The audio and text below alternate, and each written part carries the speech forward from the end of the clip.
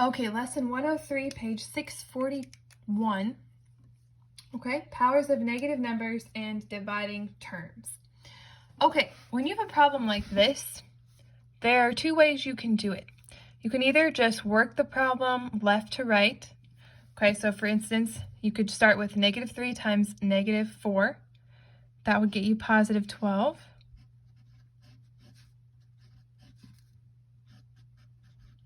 Then you could do positive 12 times positive 5.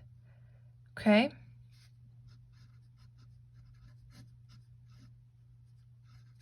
Positive 60. Then positive 60 times -2, which would be negative 120. And then that times positive 3. Okay. And that would get you negative 360. The other way that you could do it is you could just count up your negative signs, 1, 2, 3, and then just ignore your signs until the end of the problem and just do out the multiplication. All right. For instance, if you have -1 times -1 times -1 times -1 times -1, you know 1 times 1 times 1 times 1 times 1 is 1. But will it be positive or negative? Well, you know that a negative times a negative is a positive. A positive times a negative is a negative. A negative times a negative is a positive. And then a positive times a negative is a negative. So you know you're going to get -1. Or you could just count 1, 2, 3, 4, 5. We have an odd number of terms here, so our answer will be negative. All right, because if you look at the box on 642, it says when there is an even number of negative factors, the product is positive.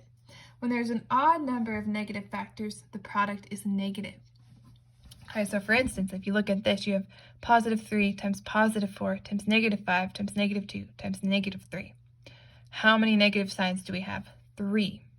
Is that an odd number or an even number? Well, 3 is an odd number, so we know our answer will be negative. So we can just ignore the signs and just do the multiplication. 3 times 4 is 12. 12 times 5 is 60. 60 times 2 is 120. 120 times 3 is 360, and we know it'll be negative, so we can just write our answer like that. Okay, so just remember that. Look at how many numbers you have. Look at how many negative signs you have. If the number of negative signs you have is an odd number, the answer will be negative. If you had 4 negative signs, let's say this had been a -4. We have an even number of negative signs, the answer would have been positive. Okay, you can use this when you're doing squares. Okay, -2 to the 4th power. That's equivalent to -2 times -2 times -2 times -2. All right, so 4, that's an even number. We know our answer will be positive. So all we have to do is 2 times 2 times 2 times 2. And we know we'll get a positive answer. 2 times 2 is 4, times 2 is 8, times 2 is 16. Now, -2 to the 5th, that's -2 times itself 5 times. And that's an odd number, so we know our answer is going to be negative. We already know that's 16 times another 2, 32, so our answer would be -32. Okay, so that's an easy way to be able to do those a little more quickly. Example 3. Here you're dividing terms. We've been multiplying terms with exponents, but now you're going to start dividing. Okay, an easy way to do this is to spread out your x's, right? X cubed really means x times x times x. Then we have a y, and then z squared really means z times z. So I really have the same thing here, I just spread it out. Now we're dividing this by 3x squared, which is x times x, times a y. So to do this division, all we have to do is do some canceling. 3 will go into 12 4 times. These x's will cancel, those x's will cancel, and those y's will cancel. So we actually have nothing on the bottom. So our answer will be 4x, and then we still have z squared. And you would write your answer in a simple format. So z squared, not z times z. Okay, let's use the same process for example 4. Spread out your variables. Okay, we have 10 times 3a's times b times 2c's, and that's over 8 times a times 2b's times c.